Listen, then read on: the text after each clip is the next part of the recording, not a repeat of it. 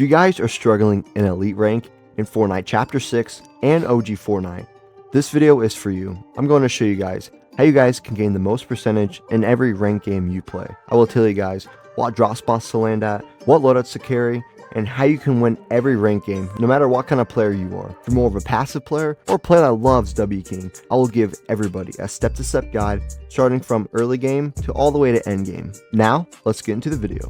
The first thing we're going to talk about is early game. Early game is one of the most important aspects when it comes to Fortnite because it can really determine how the rest of the game will go for you. So the first thing we're going to talk about in early game is what kind of player are you? Do you like fighting a lot, or are you more of a passive player? If you're more of an aggressive player, land at a named POI, or just depending on you, if you like hot dropping, you can also do that as well. But if you want to be more passive when it comes to off spawn or early game fighting, land at an outside POI with good loot, or even land at a spot that's not even a POI. But you have to make sure it has loot and it has chests. After you figured out what kind of player you are, the next thing you want to do is master the drop spot. Have a consistent plan on how you want every game to turn out. Know how you want to rotate out of your spot and always be moving. Don't be camping. You should always be advancing your game, like getting more materials, getting better weapons, finding movement, whatever it is you need. You should always be improving your situation you are currently in to have the best chances of winning more potential fights and setting yourself up better for mid game.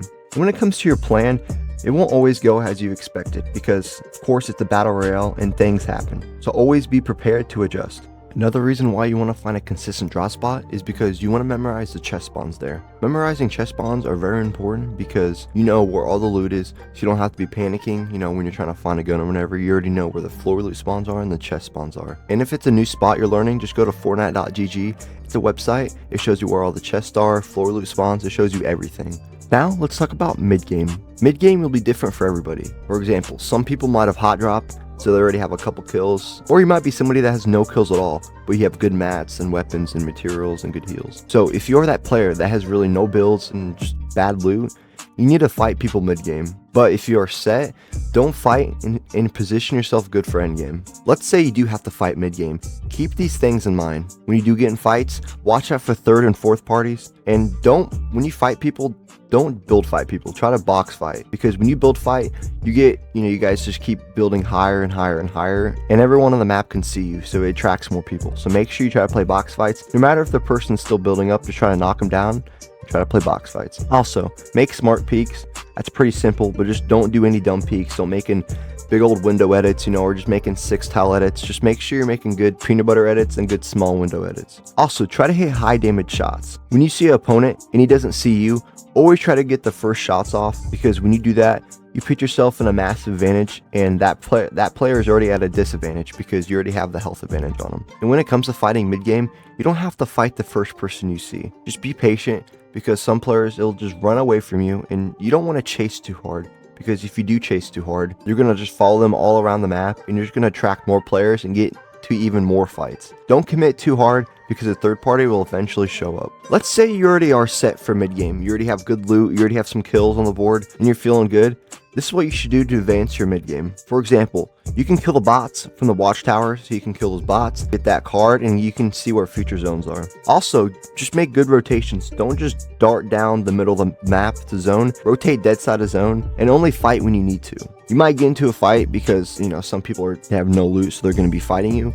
You don't want to really run too much. You want to make sure you get some shots off, so they know you mean business. You don't want to just keep running and running, because when you do that, they're just going to keep pushing you because you're like, wow, this player's scared of me. So it's only going to encourage them to push you. So don't play scared. Now, let's talk about endgame. How you want to play endgame is pretty simple. Fight when you need to and make good rotations. You never want to be behind in zones, because when you do that, you're going to get lobby focus and you're going to die.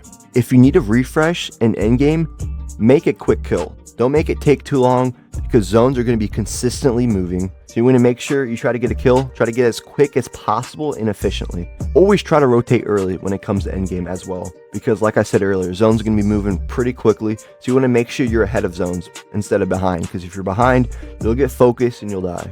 Also, you want to be spammy when it comes to endgame.